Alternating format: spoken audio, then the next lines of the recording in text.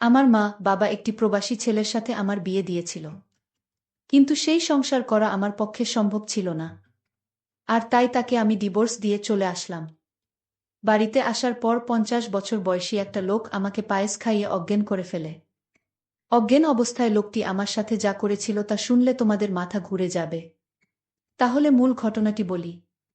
35 বছর বয়সী প্রবাসী ছেলের সাথে যখন আমার বিয়ে হয় তখন আমার বয়স তার অর্ধেক। খুব বিপদে পড়ে বিয়েটা করেছিলাম, কিন্তু আমার সাথে এমনটা ঘটবে কে জানে। মনে করেছিলাম বিয়ে করলে হয়তো ভালো একটা পরিবেশ পাব, যেখানে আমি সুখে থাকতে পারব। কিন্তু যেটা ভেবেছিলাম সেটা ভুল ছিল। এক নরক থেকে মুক্তি পেয়ে আমি যে আরেক নরকে গিয়ে পড়েছিলাম এটা বুঝতে আমার 2 দিন সময় ও দরকার পড়েনি। স্বামী নামের একটা কীটের হাতে এসে পড়েছিলাম আমি। জানি না কোনো স্বামী তার সদ্য বিয়ে করা বুকে সবসময় গালিগালাজ করে, কিন্তু সেদিন কোনো অপরাধ না করেও আমাকে প্রচুর বকা শুনতে হয়েছিল। 20 দিনের ভয়াবহ দিন কাটানোর পর আমার স্বামী যখন বিদেশ চলে গেল তখন একটা দীর্ঘ স্বস্তির নিঃশ্বাস ফেলেছিলাম এই ভেবে যে অন্তত কারো বকা আর মায়ের খাওয়া লাগবে না। কিন্তু আমার ভাগ্য যে আমার জন্মের পর থেকেই আমার বিপক্ষে সেটা আমার মনে ছিল না। উনি যাওয়ার পর থেকেই আমার দেবর আর আমার নন্দের বড় ছেলে আমাকে খারাপ নজরে দেখতা। আমি বুঝতে পারছিলাম নন্দের ছেলে আমার সাথে কি করতে চায়। আমাকে প্রতিদিন বিভিন্ন বাজে কথা বলতো। আমার শাশুড়িকে জানালাম বিষয়টা, কিন্তু ওই যে রসুনের প্রত্যেকটার মুখ এক জায়গাতে থাকে, এরাও ঠিক তেমন। আমি অভিযোগ করার পর থেকে আমার উপর অসম্মানের মাত্রা বেড়ে গেল। সবচেয়ে বেশি আশ্চর্য হতাম যখন আমার নন্দের ছেলে আমার সাথে বাজে বকত। শাশুড়িকে জানানোর পর যখন কোনো কাজ হলো না সিদ্ধান্ত নিলাম আমার স্বামীকে বিষয়টা জানাবো। কিন্তু সেটাও হলো না। আমার ফোন কেড়ে নেওয়া হলো। আমাকে হুমকি দেয়া হলো, যদি তার ছেলের কানে কিছু যায় আমার খবর খারাপ হবে। মুখ বুজে সহ্য করা ছাড়া আমার কোনো উপায় ছিল না। আমার জায়ের সাহায্য নিয়ে আমার স্বামীকে আমি সব জানালাম, কিন্তু তাতেও কোনো লাভ হলো না। উল্টো আমার স্বামী সুমন আমাকে দুশ্চরিত্রা বানালো, আর যত রকমের বাজে কথা আছে সব শুনিয়ে দিল আমাকে। সেদিন সারাদিন রাত আমি কান্না করেছিলাম। যে সংসারে স্বামীর কাছে বউয়ের কোনো মূল্য থাকে না সেই সংসারে থাকা আর না থাকা সমান। তবুও মুখে কুলুপ এঁটে অত্যাচার সহ্য করে যাচ্ছিলাম। এর মাঝে আমি আমার বাবার বাড়ির বেড়াতে যেতে চাইলে আমার শাশুড়ি আমাকে বলল, তুমি যদি এই বাড়ি থেকে এক পা কোথাও যাও তাহলে আমার ছেলেকে ডিভোর্স দিয়ে যেতে হবে। আমার পায়ের তলা থেকে মাটি সরে গিয়েছিল আমার শাশুড়ির কথা শুনে। বাপের বাড়ি যাওয়ার সাথে যে ডিভোর্সের সম্পর্ক আছে সেটা আমি প্রথম ওই বাড়ি থেকেই দেখেছিলাম। এভাবে 6 মাস কেটে যায়। এর মাঝে আমার বাবা, বড়ভাই বা সৎ মা কেউ আমাকে একটাবারের জন্যও দেখতে যায়নি। আমার স্বামী মালয়েশিয়া থেকে বাড়িতে আসার সাথে সাথে আমাকে ডিভোর্স দিতে নিয়ে যাওয়া হয়। উনি আমার একটা কথাও শোনেনি। ওর মায়ের কথা শুনেই আমাকে ডিভোর্স দিতে নিয়ে যায়। আমার স্বাক্ষর হবার পর আমাকে বলে, এবার কোথায় যাবি যা। আমার মোবাইল, কিছু টাকা, গহনাসহ যাবতীয় কিছু রেখে দেয় ওরা। শুধু স্যান্ডেল পায়ে সেদিন ওই বাড়িকে পর করে চলে এসেছিলাম। আর বারবার আল্লাহর কাছে বলেছিলাম, আল্লাহ আর কোনো মেয়ের সাথে যেন এমনটা না হয়। বিয়ের সময় ভেবেছিলাম কষ্ট হয়তোবা বিদায় করে দিয়ে বাপের বাড়ি থেকে চলে গেলাম, কিন্তু অভাগীর দিকে কষ্ট বারবার ফিরে তাকায়, তার পিছু ছাড়তে চায় না। তা না হলে কি আর আরও বেশি কষ্ট নিয়ে আবার বাবার বাড়ি ফেরত আসি। বাড়িতে ঢুকে যার সাথেই দেখা হয় সেই আমাকে অচেনা লোক মনে করে এড়িয়ে চলতে শুরু করে। একমাত্র আমার চাচি আমাকে জড়িয়ে ধরে কান্না করে আর আমাকে মেন্টালি সাপোর্ট করে। কিন্তু যাদের সাপোর্ট দরকার তারা যদি না করে তাহলে কি আর কষ্ট কমে? আমার ভাবির কাছে গেলাম, সে আমাকে বলল ভাইয়ের কাছে গিয়ে ক্ষমা চাইতে। মনে অনেক সাহস সঞ্চয় করে বড় ভাইয়ের কাছে একটু ছায়া খোঁজার আশায় গেলাম। কিন্তু সেই ভাই আমাকে সেই দিন মারছিল আর গালি দিচ্ছিল। ভাবি গর্ভবতী ছিল, আমাকে ঠেকাতে গিয়ে সেও ভাইয়ের হাতে মার খেয়েছিল। ভাই শুধু বলতেছিল সব দোষ নাকি আমার। কিন্তু কেউ একটাবার বুঝতে চায় নাই যে আমার সংসার ভাঙাতে আমার কোনো দোষ নাই। আবার সেই উঠতে বসতে সৎ মায়ের খোঁচা, ভাইয়ের দুর্ব্যবহার, আব্বার মুখ গোমরা করে থাকা। মোটের উপর সবকিছুকে জাহান্নামের আগুনের মতো মনে হচ্ছিল। আমি যদি 2 দিন না খেয়েও থাকতাম কেউ এসে খাইয়ে দিয়ে যাওয়া তো দূরের কথা, এসে জিজ্ঞাসাও করত না আমি খেয়েছি কিনা। শুধু আমার ছোট চাচি এসে আমাকে খাইয়ে দিয়ে যেত। তবুও সবসময় আসতে পারত না, আর ভাবি ভাইয়ের কথার বাইরে আসতে পারত না। সিদ্ধান্ত নিলাম বাড়ি থেকে দূরে কোথাও চলে যাব, যেখানে আমার কেউ নেই, পরিচিত কেউ নেই। দরকার হলে কাজ করে খাবো কোথাও, তবুও এই নরকে থাকব না। কিন্তু পারছিলাম না। কিন্তু সেই সাহসটা সঞ্চার করতে পারছিলাম না, যেটা আমার মা করে দেখিয়েছিল। যেই সাহসের কারণে আমাকে হতে হয়েছে একটা পুরো পরিবারের কাছে কুকুরের মতো। যেই সাহসের কারণে আমাকে দেখলে অন্য সবাই নাক সিটকাত। সেই সাহসটা আমি দেখাতে না পেরে ওই বাড়িতেই থেকে গেলাম। বেশ অবস্থাসম্পন্ন একটা পরিবারে আমার জন্ম হয়েছিল। শুনেছিলাম একটা মেয়ের আশায় যখন সবাই ছিল তখনই আমার জন্ম। কিন্তু কে জানত সোনার চামচ মুখে নিয়ে জন্ম নেয়া শিশুটির জন্য ভয়াবহ সুখ অপেক্ষা করছে। আমার জন্মের পরে আমার মা আমার বাবাকে বিদেশ পাঠিয়ে দেয়, যাতে আমার ভবিষ্যতের জন্য কোনো চিন্তা করা না লাগে। বাবা মায়ের কথা মতো বিদেশে চলেও যায়। আর মা এদিকে বাবার অগোচরে একটা ব্যাংকে চাকরি নেয়।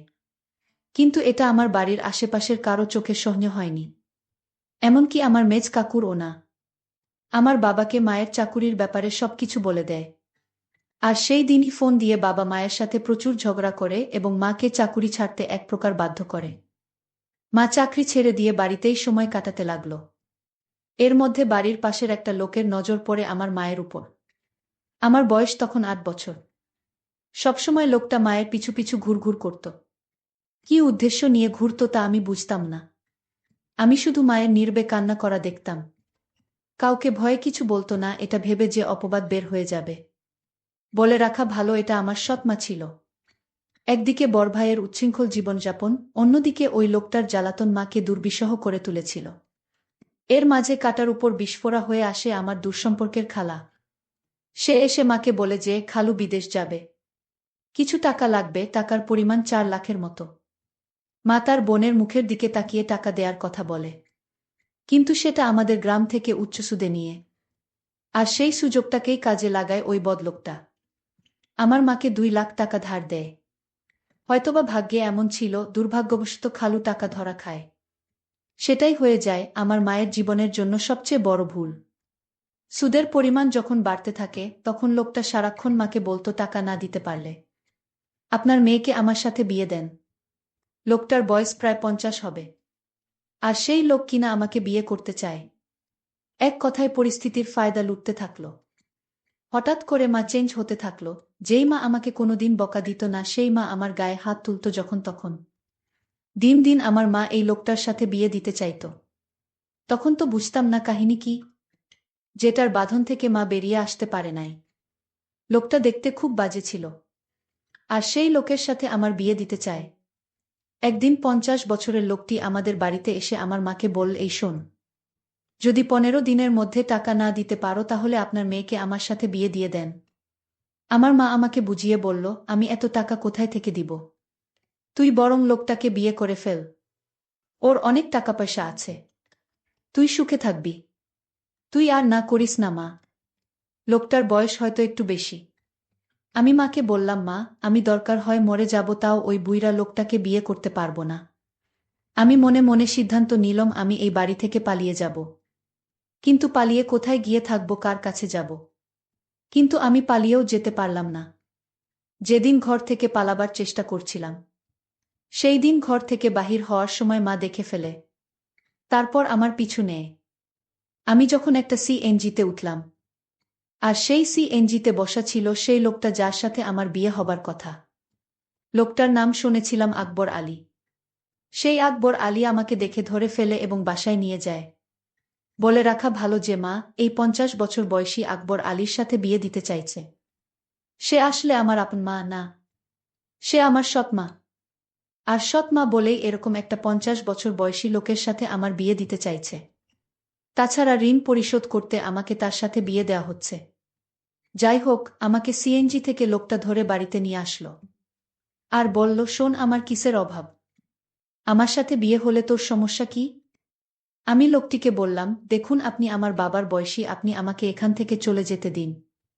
আমি এখানে থাকব না আর আপনাকে বিয়ে করতে পারব না। দরকার হয় মরে যাবা, তাও আপনার সাথে আমার বিয়ে হবে না। লোকটি আমার কথা শুনে আমাকে জোরে একটা থাপ্পড় মেরে বলল, এই মেয়ে, কি ভাবছিস তুই? আমার টাকার কি সুতা নাই? তোর মা যদি ১ সপ্তাহের ভিতরে টাকা ফেরত না দেয় তাহলে তোর অবস্থা খুব খারাপ হয়ে যাবে। হঠাৎ লোকটির ব্যবহার পরিবর্তন হতে শুরু করল। লোকটি বলল, শোন মা, আসলে আমি ভুল করেছি। তুই আমার মেয়ের মতো। আজ যদি আমার একটা মেয়ে থাকতো তাহলে আমি কি এরকম একটি লোকের হাতে তুলে দিতে পারতাম? লোকটির পরিবর্তন দেখে আমার মনের ভিতর সন্দেহর সৃষ্টি হল। লোকটি হঠাৎ এরকম পরিবর্তন হলো কেন? এই বিষয়টা নিয়ে আমি অনেক চিন্তিত হলাম। লোকটি আমার জন্য নিজ হাতে রান্না করে আমার জন্য খাবার নিয়ে এলো। আমি বললাম, আমি খাবো না। আমাকে এখান থেকে যেতে দিন। আমি এখানে থাকতে চাই না। এখানে আমার দম বন্ধ হয়ে আসছে। আকবর আলী তখন আমায় বলল, ঠিক আছে, তুই যেখানে যেতে চাস সেইখানেই তোকে যেতে দিব, কিন্তু আজ রাতটা আমার বাসায় থেকে যা। আমি কথা দিচ্ছি কাল সকালে আমি তোকে আর আটকাবো না, আমি তোকে বিদায় দিয়ে দিব। তুই যেখানে যেতে চাস সেইখানেই যাবি। আমার মনের ভিতর আরও সন্দেহর সৃষ্টি হলো, আজ রাত থাকার কথা বলছে কেন? কি হয় জানি না। আকবর আলীর বাড়িতে কেউ নাই। আকবর আলীর বউ মারা গেছে। তার একটা ছেলে সন্তান আছে। সে বিদেশে থাকে। আকবর আলী নিজে রান্না করে, মাঝে মাঝে বোয়া এসে রান্না করে দিয়ে যায়। আকবর আলী আমাকে বলল, মা, আজ আমি তোর জন্য নিজের হাতে পায়েস রান্না করেছি। একবার খাইলে বারবার খাইতে মন চাইবে। আকবর আলীর কথা শুনে আমি কিছুটা অবাক হলাম। যেই লোকটা সুদ খায়, আর সেই লোকটা আমাকে এভাবে নিজ হাতে রান্না করে খাওয়ানোর পিছনে অবশ্যই কোনো কারণ আছে। আকবর আলী আমার জন্য পায়েস নিয়ে এসেছে আর বলছে, নে মা, খেয়ে চুপচাপ ঘুমিয়ে পড়। আর যদি তুই পায়েসটা না খাস তাহলে আমার ভীষণ কষ্ট হবে। খেয়ে নে মা, আমি কথা দিলাম কাল তুই যেখানে যেতে চাইবি ঠিক সেইখানে আমি তোকে দিয়ে আসব। তাও তুই খেয়ে নে। আকবর আলী আমায় এমনভাবে বলছিল, আমি না খেয়ে পারলাম না। আমি আকবর আলীর নিজ হাতে তৈরি করা পায়েসটুকু খেয়ে নিলাম। পায়েসটা খাওয়া ৩০ মিনিট পর আমার শরীরটা কেমন জানি করতেছিল। শরীরটা অস্থির অস্থির লাগছিল। আমার কিছুই ভালো লাগছিল না। আমার চোখে কিছুটা ঝাপসা দেখতে লাগলাম। আমার মাথাটা ঝিমঝিম করে ঘুরাচ্ছেছ। আমার কাছে মনে হচ্ছে পৃথিবীটা ঘুরতেছে। আমার এরকম অস্থির দেখে আকবর আলী জিজ্ঞেস করল, কিরে মা, কি হয়েছে তোর? যেই লোকটা ২ দিন আগে আমাকে তার ঘরের বউ হিসেবে দেখতে চায়, আর সেই আকবর আলী আমাকে নিজের মেয়ে বানিয়ে ফেল, এটা আমার কাছে কেমন জানি অদ্ভুত ব্যাপার মনে হলো। যাই হোক, পায়েস খাওয়ার পর থেকে আমার মাথাটা কেমন জানি ঘুরাচ্ছে, প্রচুর ঘুম পাচ্ছিল। আমি হঠাৎ বিছানায় শুয়ে পড়লাম।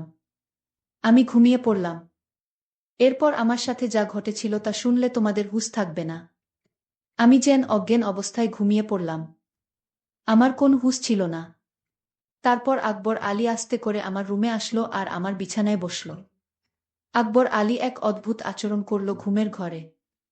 আমি স্বপ্নে দেখতে লাগলাম আকবর আলী আমার কাছে আসছে। আর আকবর আলীর হাতে বিশাল বড় একটা হাতুড়ি দিয়ে আমাকে মারতে আসলো। আর এই স্বপ্ন দেখে আমি বিছানা থেকে লাফ দিয়ে উঠে পড়লাম। উঠে দেখি রুমে কেউ নাই, তবে আমাকে কেমন জানি এলোমেলো লাগছে। মনে হচ্ছে আমার ঘরে কেউ আসছিল। আমি বিছানায় একটা ঘড়ি দেখতে পেলাম। আর সেই ঘড়িটি আকবর আলীর হাতে ছিল। আমি ভালো করে লক্ষ্য করলাম এটা আকবর আলীর হাতে ছিল। কিন্তু দরজা তো ভিতর থেকে লক করা, তাহলে আমার রুমে কেউ ছিল না। তাহলে আমি কি বাজে স্বপ্ন দেখছি? আর সেই স্বপ্নে আমার ঘুম ভেঙে গেল। আকবর আলী আমার রুমে না আসলে তাহলে কে আমার রুমে আসলো? আর ঘড়িটি তো আকবর আলীর। তাহলে আকবর আলী কি আমার রুমে এসেছিল? আমি রুম থেকে বের হয়ে দেখলাম আকবর আলী নামাজ পড়তে লাগল। আমি আকবর আলীকে দেখি ভীষণ অবাক হলাম। আমি দাঁড়িয়ে থেকে তার নামাজ দেখলাম। নামাজ শেষে হলে আমি তার কাছে গেলাম এবং বললাম, দেখুন, আজ রাতে আমার রুমে কে আসছিল আমি বুঝতে পারছি না। তারপর আকবর আলী বলল, আরে বোকা মেয়ে, তোমার রুমে আবার কে আসবে? তুমি হয়তো দুঃস্বপ্ন দেখছ। তাহলে আমার বিছানায় আপনার ঘড়ি কি করে এলো? কই, ঘড়ি তো আমার হাতে, তাহলে এটা কার ঘড়ি? ও বুঝেছি মা, আমার ছেলে ২টা একরকম ঘড়ি নিয়ে আসছিল বিদেশ থেকে। আর তুমি যে রুমে থেকেছ সেই রুমে আমার ছেলে থাকতো, সে হয়তো ভুল করে ঘড়িটা ফেলে রেখে চলে গেল। আচ্ছা মা, আমি তোমার জন্য একজন পাত্র ঠিক করেছি। আমি তোমাকে তার সাথে তোমাকে বিয়ে দিব। তোমার মায়ের সাথেও আমার কথা হয়েছে। আমার তো কোনো মেয়ে নেই, আর আমি তোমাকে আমার মেয়ে করে নিলাম। আর তুমি গতকাল রাতে যা দেখছো সবই দুঃস্বপ্ন মা। তারপর আকবর আলী আর আমার মা আমার জন্য সেই সুমন ছেলেটিকে নির্ধারণ করল। আমি আকবর আলীকে বাবা বলে ডাকলাম। বাবা, আসলে আমি তোমাকে ভুল বুঝেছিলাম। তোমার মতো এমন মানুষ এ যুগে পাওয়া বড়ই কঠিন।